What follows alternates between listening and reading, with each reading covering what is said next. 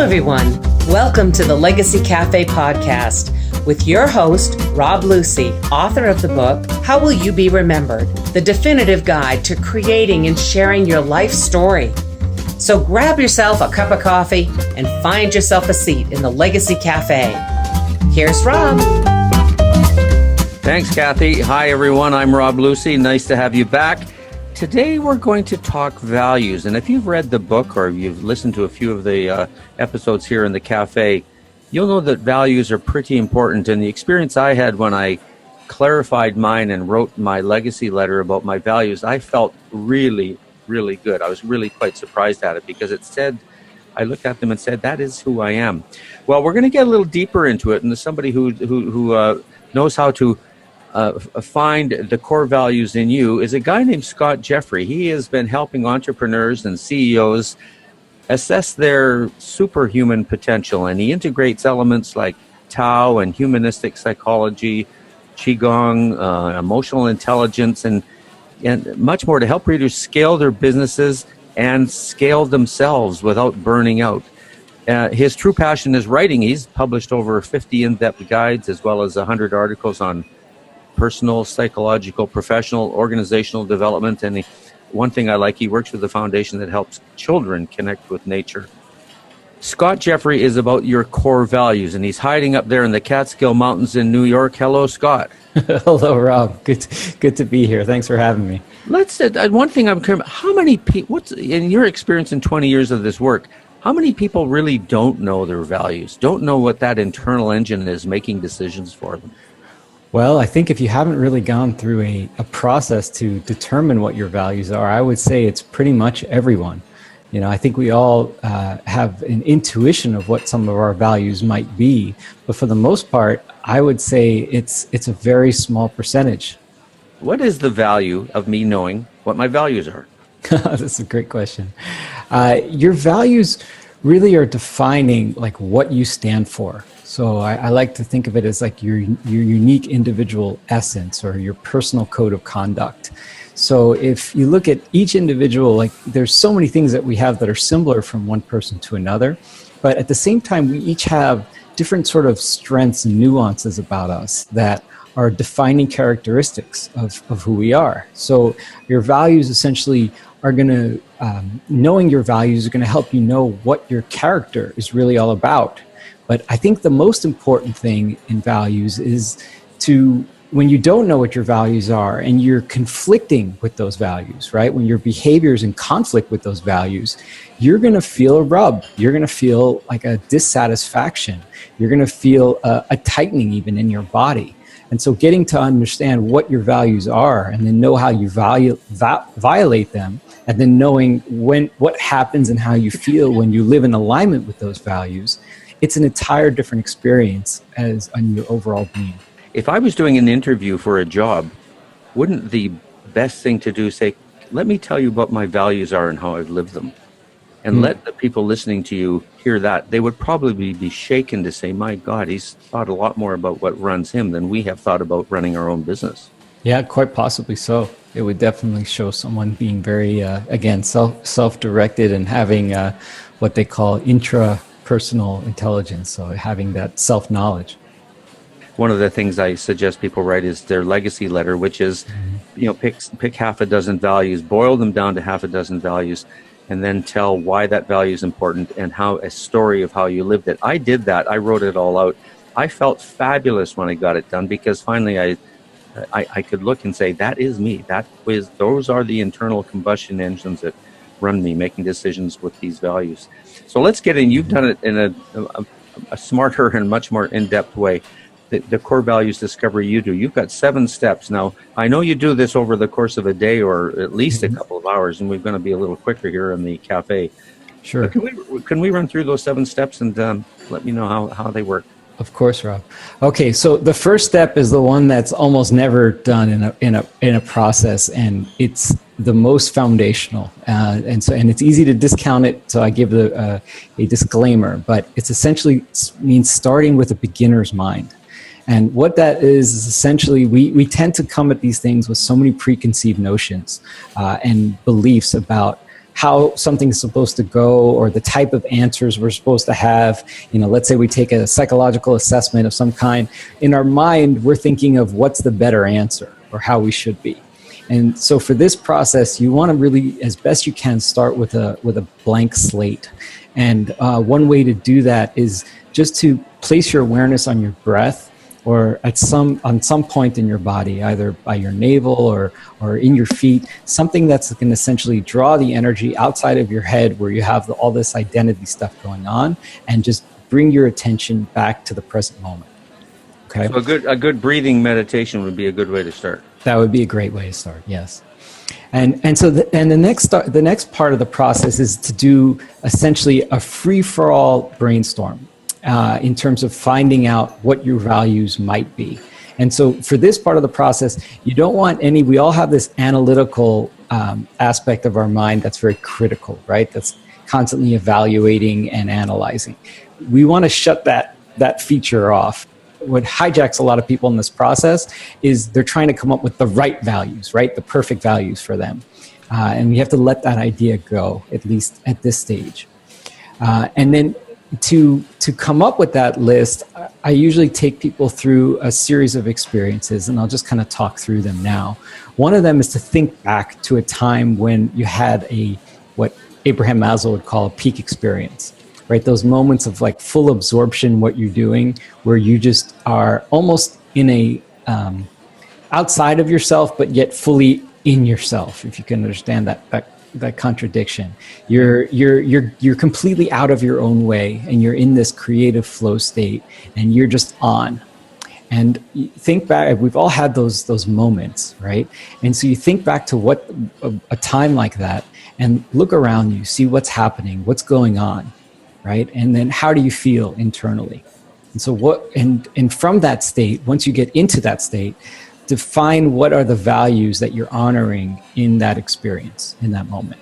Okay, so that's one way of going about it.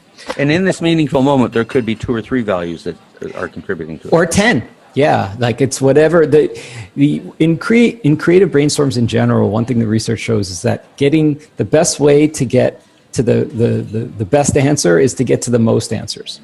Yep.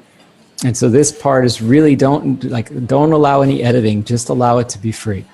And so the next process would be looking at suppressed values, which is essentially going in the opposite direction, which is a lot of times easier to connect with a time where you felt, say, angry or frustrated or upset, right?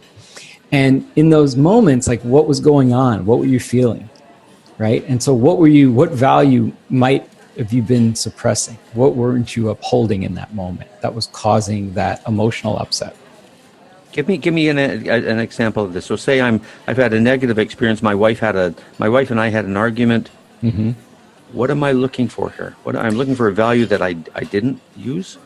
Yeah. So like, let's say in that moment, that upset we think is because of the conflict, but it's always something that's turning back internally. Maybe it was how you represented yourself, right? Maybe you didn't have compassion or understanding in that moment, and that's a value for you.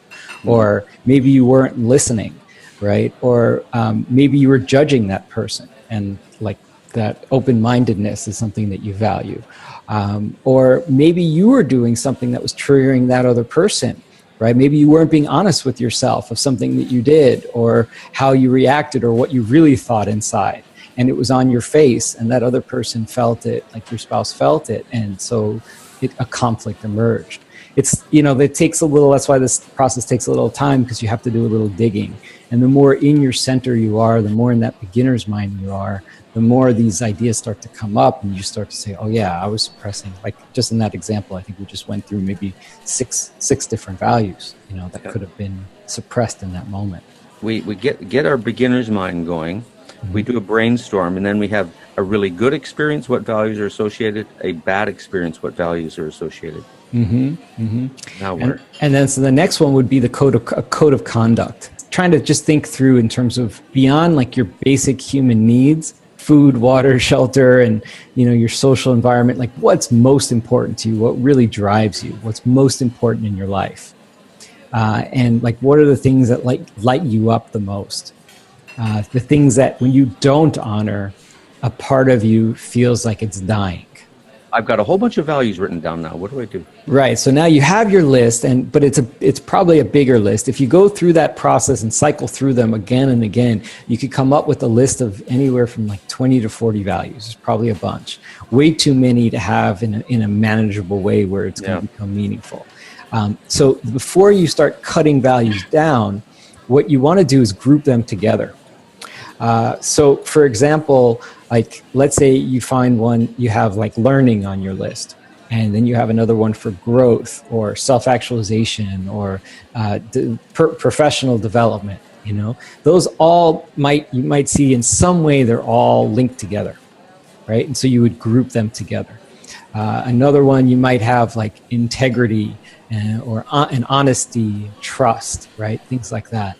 And so you find the common themes and chunk them into groups. So that would be the next step. So I'm just thinking of one. If I was wanting to do adventure, excitement, physical health, those could all be in one group because I go climb mountains, and that all of those values are in that. Yep, that's right. That makes sense. Yep, that's a perfect example. And so once you have that group, the next thing to do is to find the central theme. So an example that you gave is adventure, excitement, and physical health, let's say. And the physical health may or may not be, that might be something that stands alone that's very important to you in other areas of your life. The physical health could be its own value, and underneath that would be healthy eating, exercise, etc. Yeah, and maybe the mountain climbing is part of that. So the main thing here is to figure out the theme, which is like the most important element of that value chain. And at this point, you might break up some of those groups like we just did. So once I group up, I've had 30 values. I now group them up and say I've now got 6 groups.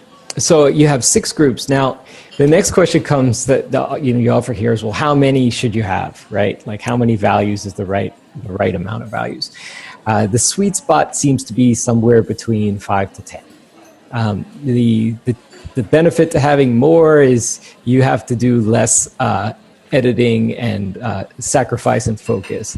The benefit of having less is that it's easier to live them.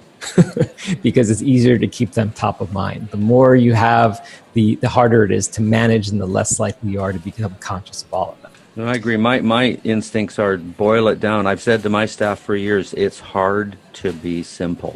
Yeah, I like the idea of having, like, if you have 6, see if you could cut it down to 5. And so the way to do that, which is the next step to determine your top values, is you want to think really clearly in terms of what values are absolutely essential to your life. Like which ones represent your primary way of being that's supporting like who you are at your best. This whole process is very much on paper so that you're not thinking about them. So you're looking at your 6 groups, and you're now evaluating, is this really essential? Is this really essential? What's really the most important? And then if I had to put them in order, if I was forced to, you go through a process. Okay, so let's say you have adventure, health, integrity, and giving back. Okay, and so you would kind of do a tournament style sheet where you pit one against the other and kind of play them off of each other and see which one is. If I had to just uphold one of these, and this one is going to make me feel light and free and internally powerful, which would it be? That's the absolute must, and then go through it from there. I found when I got mine done, I found out I had cancer, so I moved, health was number 4, I moved it up to number 1 and lived it dearly for about 3 years, and I'm cancer-free now. Then I moved health back down again, and another one took this. So you don't think it's important to do that, just as long as you know what the 5 are. Yeah, well, and I think, again, in your behavior, you're going to see the shift. So if you do that consciously, I did something similar because I was sick a lot and had health in mind, and it became a driving force in my decisions. And over time, I saw that it actually wasn't health that I was after, it was energy and vitality. And so I refined it to that and then looked at ways of how I can actualize that in my life. Once you've gone through this process, do you kind of put it aside and come back to it a week later and say, hey, is this me? Does this work? Yeah, so that's the next step in the process that's actually the last step, is to test the ecology of your values, which definitely sleeping on it and coming back to it is essential, because you might feel really good about the process or uncertain at that time, and you might feel completely different the next day after you go through it. People listening to you and I right now in the cafe, if they went through these 7 steps, what would they feel tomorrow? What would be the benefit they'd know that, hey, this was worthwhile? There'd be more of a sense of clarity and direction for themselves. Mm-hmm. They might, if they're living far out of alignment with their values, they would have an understanding of why. If they're already in sort of a good flow, they would have more of a conscious of sort of affirmation of where they're at. But either way, there's a feeling of hopefulness, because once you know what those values are, you could kind of score them, right? If you were going to create a scale from 1 to 10, and then how are you doing? 10 being, you're living it fully, and 1 not at all. Like, you might determine a few that you're doing okay with and a few that you're not. And then you'd look at, okay, what has to change? What can I do to really to begin to uphold this value more? And then you're using the power of a choice to define your character and change your destiny, to build your legacy, as you might say. When I finally isolated my values, and it certainly wasn't the process as deep and well thought out as yours, but when I had them, and I challenged myself to write a story about how I lived them, that was the tough part. But it was certainly, it made me feel cleansed and light on my feet when it was all done. Anyways, that's my experience. But I'm looking forward to going through yours. Have you got anything we can give our listeners, Scott, that would kind of move them down this line and get them started on just the simple discovery of their core values? Sure, Rob. I've put together a list. It's kind of like a mega list of values, of over 200 values. I think there's 234 values on the list that are first just listed, and then I break them down into particular categories. And so I'd like to offer that to the listeners. Now, when you use this list, it's very important to still go through the process of the discovery process that we discussed earlier. But the list can help you, if you do it in the beginning, help prime you for just some of the ideas to think about, and then also as a checklist afterwards to see, is there any huge areas that I just totally missed? For example, you might go through the process and then you forgot about health completely, but hey, that's really important to you. So then you add that back in, and you can look at the values related to health. To get this, first of all, to get the PDF that Scott's graciously going to give us, head to legacycafe.org/values, legacycafe/values, and that'll get you started on this road. And I can tell you, even I did it naively without having this structure, and I bet the structure is going to be twice as meaningful for you. And I'm going to go through it too again to see if my values are what I think they are. They feel good now, but maybe this process is going to change that. Tell me a little bit more about your work. Other than doing the core value discovery, you've got a lot of other stuff going on. Sure, Rob. I essentially work with entrepreneurs and CEOs, helping them grow their business. The main way I do that is helping them get out of their own way, which is, again, coming back to themselves and actualizing what's in themselves that enables them to do whatever they're doing on a daily basis that allows their businesses to grow.